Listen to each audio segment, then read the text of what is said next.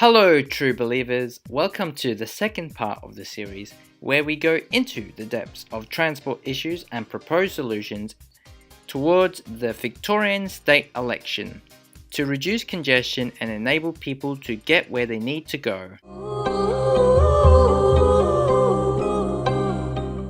Today's video we will cover the 55 road grade separation policy by the Liberal Party. There are already examples available at St Kilda and Hoddle Street. So the one at Flinders Street was removed actually, and there's a reason for that. They tried to redevelop the area and make it more pedestrian friendly. These grade separations is just a copycat strategy from the level crossing removal project, which is a road and rail grade separation project by the Liberal Party. There are lots of issues with this project. Just because there's no traffic signals along a piece of road does not mean the congestion will be reduced.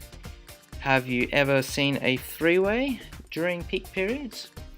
A freeway is congested even though it doesn't have any traffic lights along it, except for the exits, which is the whole idea of the project, is to make one road flow free. So yeah, I don't see how it's gonna do it. And also it's at separate locations, it's not along one section of road. Level crossings are different because they also restrict the train movements, and it restricts the amount of trains you can add along a section of line. And also you're waiting 5 minutes or more, whereas road signals only restrict movements on an arterial road for up to 30 to 60 seconds at most. And therefore the level crossing removal program actually improves both the road and rail system at a much greater extent than just a road-to-road grade separation.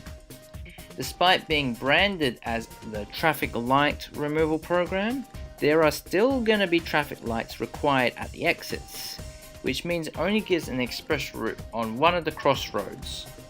As well as that, there are many traffic light intersections, and removing one would mean just cars get stopped in front of the next one. So yeah, that's quite a wasteful spend of money, to be honest. And this proposal will cost many billions of dollars, and it won't do anything with congestion at all. Another thing that's different from level crossing removals is that level crossing removals develop transit hubs and promotes better walkability and cycling. The road grade separation scheme only divides communities and make it more difficult to access properties adjacent to the intersection, as well as that roads will need to be narrowed to allow the exits to be added. So if the roads are being narrowed, the bus and cycling lanes and the parking will probably be removed in the process, which would just promote more car usage. As we all know, more car usage means any little capacity added by making the grade separation would mean it would be occupied by more cars instead of other modes of transport such as cycling, walking, buses or rail transit.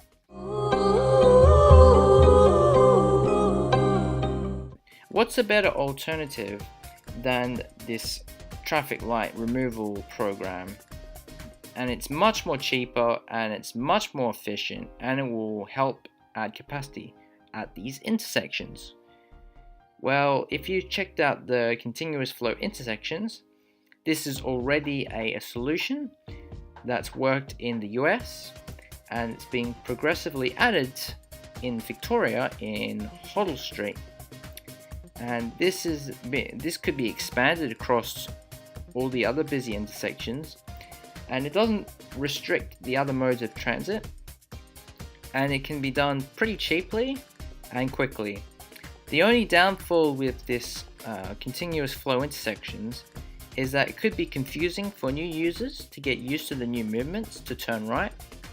But if more are added across Melbourne, people would get used to it, just like our unique hook turns in the CBD. So yeah, it's all about your choice during this state election. Would you rather have more level crossings removed and even better roads? There's a huge road expansion program going on.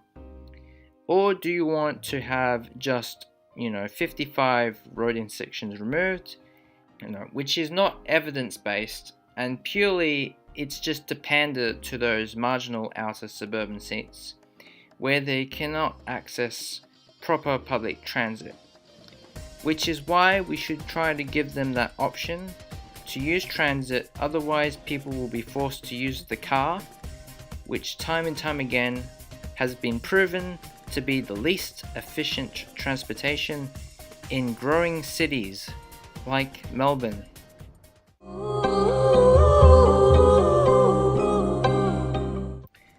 Okay, that's all, true believers.